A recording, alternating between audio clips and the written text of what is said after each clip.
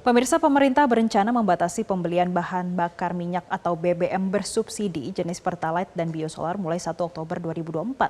Menteri Energi dan Sumber Daya Mineral (ESDM) Bahlil Dahalia menyebut nantinya BBM bersubsidi hanya diberikan kepada masyarakat golongan ekonomi menengah ke bawah.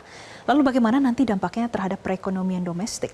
Dan untuk membahasnya kami sudah bergabung dengan ekonom Universitas Indonesia, Fitra Faisal. Selamat pagi, Mas Fitra. Selamat pagi Mbak Jessica. Mas Fitra, terkait dengan kriteria agar tepat sasaran, apakah pemerintah perlu mendefinisikan ulang konsumen pengguna solar dan juga Pertalite untuk merumuskan kuota di masa mendatang? Iya Mbak, jadi kalau kita bicara pengklasifikasian subsidi menurut Perpres 191 2014 itu sebenarnya sudah jelas ya Mbak. Yang termasuk subsidi itu kan sebenarnya minyak tanah dan solar. Dan yang mana itu memang sudah dibatasi semenjak setahun terakhir ya dengan mekanisme penggunaan kode dari My Pertamina misalnya ya. Tetapi kemudian kalau kita masuk Pertalite, Pertalite ini sebenarnya klasifikasi bukan subsidi, tapi kompensasi. Ya, jadi memang kalau misalnya kita bicara tema hari ini mengenai subsidi, ya subsidi yang sudah dibatasi ya memang sudah berjalan gitu kan. Tapi memang secara semantik Pertalite yang masuk kemudian klasifikasi lain bukan bahan bakar apa namanya yang disubsidi, tapi bahan bakar kebutuhan atau penugasan khusus yang menerima kompensasi dari APBN juga gitu kan, itu secara semantik kita bisalah kemudian mengklasifikasikan itu sebagai subsidi. Nah, yang memang belum dibatasi dalam hal ini adalah Pertalite. Solar sudah gitu kan. Nah, tinggal pertanyaannya adalah bagaimana dampaknya. Kalau kita lihat memang sepanjang tahun ini saja ya, karena adanya volatilitas rupiah, meskipun kita sekarang melihat rupiah relatif lebih baik ya terapresiasi. Tapi selama 6 bulan terakhir kita melihat bahwa ada tekanan dari sisi rupiah dan itu kemudian mengakibatkan adanya semacam tambahan dari budget kita ya.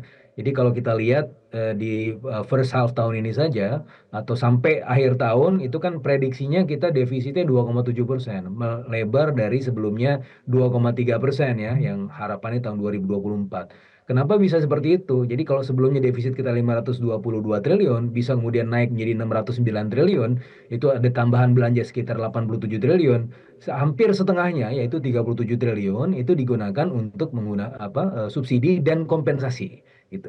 Nah, sehingga kalau misalnya memang ini tidak dibatasi, maka ada kemungkinan bahwa ada kemungkinan tambahan lain dari subsidi dan kompensasi itu sampai akhir tahun. Dan oleh karenanya maka beban defisit kita di tahun ini bisa jadi melebar juga gitu kan. Sehingga kalau saya rasa dengan adanya pembatasan ini itu kemudian bisa mengurangi tekanan dari sisi fiskal. Tapi bagaimana dampak ekonomi yang lainnya? Apakah ada kemungkinan inflasi? Nah, tadi saya sempat sampaikan bahwa sebenarnya kalau untuk bahan bakar solar yang sudah masuk klasifikasi subsidi, itu memang secara praktis sudah dibatasi ya oleh pemerintah. Tinggal memang penggunaan Pertalite yang masuk klasifikasi kompensasi ya, bukan subsidi, itu apa namanya mungkin akan ada efek terhadap inflasi. Tetapi saya rasa efek inflasi tidak akan terlalu signifikan. Kenapa? Karena nanti yang akan dibatasi adalah penggunaan atau mobil-mobil atau kendaraan yang 1.400 cc ke atas ya. Kalau kita lihat dari rencananya kan begitu ya, 1.400 cc ke atas. Sementara kendaraan-kendaraan yang beroperasi atau memiliki cc lebih kecil daripada itu kan masih bisa menggunakan Pertalite. Ya, sehingga kalau kita lihat misalnya untuk yang keseharian lah, taksi online dan seterusnya, itu kan kebanyakan cc-nya di bawah 1.400 gitu kan. Artinya tidak akan terlalu banyak perubahan di situ. Terus kemudian kalau untuk solar misalnya ya, solar ini kan dibatasi untuk misalnya kendaraan-kendaraan truk yang kemudian tidak punya penugasan khusus seperti misalnya untuk membawa bapokting ya, bahan pokok dan kebutuhan penting. Ini kan yang bisa menerima subsidi solar tadi ya. Nah, artinya ini Oke. tidak akan banyak mengganggu jalur distribusi ataupun ongkos logistik di daerah-daerah gitu kan, karena memang tidak akan terlalu mengganggu mereka yang masih masuk dalam positive list. Adapun negatif listnya kalau untuk solar itu yang tidak mengangkut itu atau tidak memiliki penugasan untuk mengangkut barang-barang kebutuhan pokok penting Oke, misalnya. Nah ini kan artinya efek distribusinya atau ongkosnya itu kemudian tidak akan terlalu besar gitu kan, dan efek terhadap inflasi juga saya rasa akan terbatas. Di sisi yang lain ini akan kemudian mengurangi efek terhadap subsidi atau kompensasi yang salah sasaran. Begitu juga dengan oke. tadi mobil yang menggunakan Pertalite yang di atas 1400 cc, itu kan memang ya mereka tidak berhak lagi lah untuk kemudian mendapatkan Pertalite itu kan, karena ini Oke. jelas-jelas sudah salah sasaran. Ini Tinggal akan memang berdampak permasalahannya adalah signifikan terhadap bagaimana nanti di lapangan APBN kita ya berarti Mas mengklasifikasinya Fitra. gitu kan. Baik, ini berarti akan berdampak terhadap efisiensi keuangan negara. Nah, Mas, kita juga masih akan membahas terkait dengan kriteria karena kalau di draftnya tadi Mas Fitra sempat menyinggung untuk mobil 1400 cc, kemudian untuk motor ini di 250 cc. Apakah kriteria tersebut sudah cukup atau belum agar tepat sasaran? Nanti kita akan membahasnya usai jeda berikut ini. Tetaplah bersama kami dalam Zona Bisnis pemirsa. Urgensinya apa sih Pak? Apa? Pertimbangan dan urgensinya apa untuk apabila Pembatasan BBM. melakukan pembatasan ini, Pak? Yang pertama ini berkaitan nanti ya, utamanya di Jakarta itu dengan polusi. Yang kedua, kita juga ingin agar ada efisiensi di APBN kita, terutama untuk Baik pemirsa, kita akan lanjutkan dialog bersama ekonom UI Mas Fitra Faisal. Mas, kalau kita melihat draftnya ini persyaratannya adalah Pertalite untuk kapasitas yang mesinnya 1400 cc. Ini untuk mobil dan juga motor tidak boleh di atas 250 cc. Kemudian untuk solar ini ada pembatasan maksimal 60, 80 liter dan juga 200 liter. Apakah kriteria ini sudah cukup agar tepat sasaran nih? Ya, lebih baik memiliki kriteria dibanding tidak sama sekali, Mbak Jessica ya. Artinya ya sudah mulai ada semacam roadmap untuk kemudian melakukan efisiensi tersebut. Karena kalau secara teknis ya, kalau untuk kendaraan-kendaraan yang sudah berada di atas 1400 cc itu sebenarnya sudah termasuk mobil mewah, bukan lagi low cost vehicle ya, bukan lagi kendaraan murah gitu kan, bukan lagi kendaraan rakyat. Dan oleh karenanya ya ini saya rasa sangat pantas ya untuk kemudian mereka ya tidak diberikan subsidi atau kompensasi tadi gitu. Nah, tinggal memang permasalahannya adalah bagaimana nanti di lapangan ya untuk mengklasifikasikan CC tersebut gitu kan. Kalau saya lihat atau saya dengar dari rencananya akan menggunakan My Pertamina misalnya dan ada QR code tertentu harus didaftar dan seterusnya dan seterusnya. Nah, memang untuk selama setahun terakhir itu sudah dipraktekkan untuk yang jenis bahan bakar solar ya itu sudah dibatasi juga. Tapi kan yang jenis bahan bakar solar tadi apa namanya selama setahun ini mungkin ya kalau dari sisi penggunaan dari sisi usernya itu mungkin tidak akan lebih banyak dibandingkan dengan yang misalnya menggunakan Pertalite. Sehingga ya belum menemukan permasalahan yang sangat signifikan di situ. Nah, ketika itu dilebarkan menjadi juga Pertalite di sini yang juga dibatasi, maka mungkin permasalahannya di situ ya, bagaimana mengklasifikasikannya di lapangan.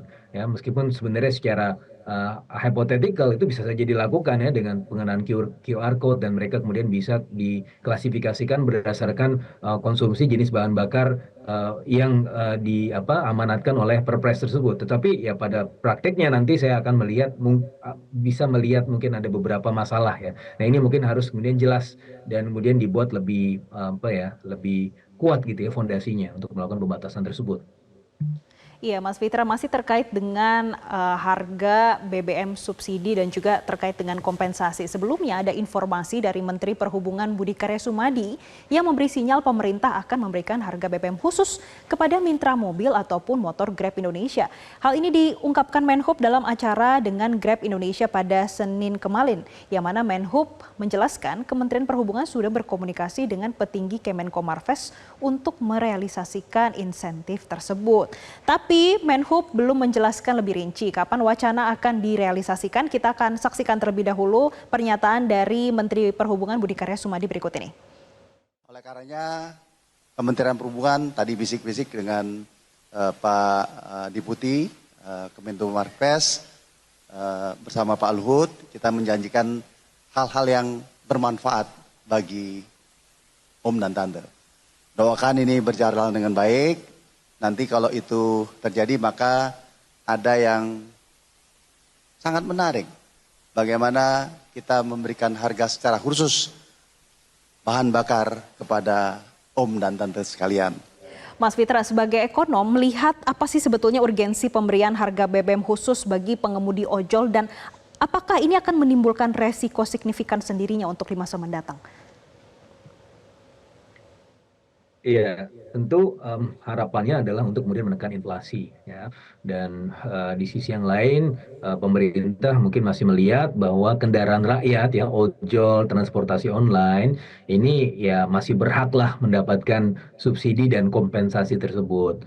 Cuma memang saya rasa perlu ada konsolidasi ya dari sisi pembatasan tersebut dan juga pemberian privilege buat komunitas-komunitas tertentu. Karena biar bagaimanapun, kalau kita sudah ada pembatasan, terus ada privilege, ini jadinya redundant.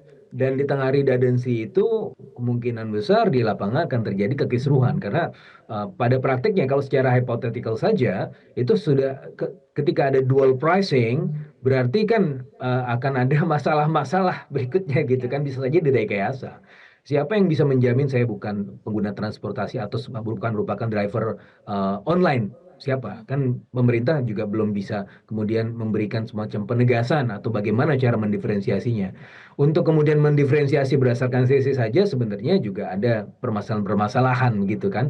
Nah, sebenarnya ini apa ya? Kalau saya lihat ya masa antara lah sebelum kemudian Pertalite itu bisa dihilangkan ya 100% karena ya pada akhirnya nanti beban pada anggaran atau APBN menjadi relatif lebih nyaman. Meskipun tentunya ya pemerintah juga aware bahwa ketika ini melakukan yang terlalu gegabah akan menimbulkan efek-efek yang tidak diinginkan ya. Salah satunya adalah peningkatan ongkos transportasi yang pada akhirnya berimplikasi pada inflasi. Menurut saya sih tidak perlu ada semacam kekhususan itu karena kalau kita batasi ya di bawah 1400 cc itu masih bisa mendapatkan Pertalite, ya itu kan adalah tipe kendaraan rakyat. Mbak Jessica ya. Kalau misalnya saya sebagai pengguna misalnya mobil yang di atas 1500 cc, saya kan bisa saja menyuruh supir saya untuk daftar menjadi driver online dan mendapatkan subsidi dan kompensasi itu padahal saya tidak berhak gitu kan. Nah, ini saya rasa akan menjadi redundant. Daripada melakukan itu, sebenarnya pembatasan saja itu sudah cukup ya. Tinggal nanti bagaimana peraturannya di lapangan gitu kan. Karena kalau sudah ada apalagi sudah ada dual pricing seperti itu saya rasa bakalan banyak masalah gitu kan. Jadi lebih baik ke peraturan awalnya saja pembatasan berdasarkan klasifikasi CC. Dan itu menurut saya sudah ya itu saja sebenarnya sudah cukup sulit gitu kan. Tapi ya better said than done gitu kan. Better done than only said gitu. Jadi yang penting dikerjakan dulu gitu kan. Nanti bisa ada pembenahan di kemudian hari. Tapi saya rasa ini adalah jalan tengahnya gitu Mbak Jessica. Baik, penentuan kriteria ini juga kita tunggu bagaimana sosialisasinya pada 1 September 2024 mendatang. Terima kasih Mas Fitra Faisal selaku ekonom UI sudah memberikan insight-nya bagi pemirsa Zona Bisnis pada pagi hari ini.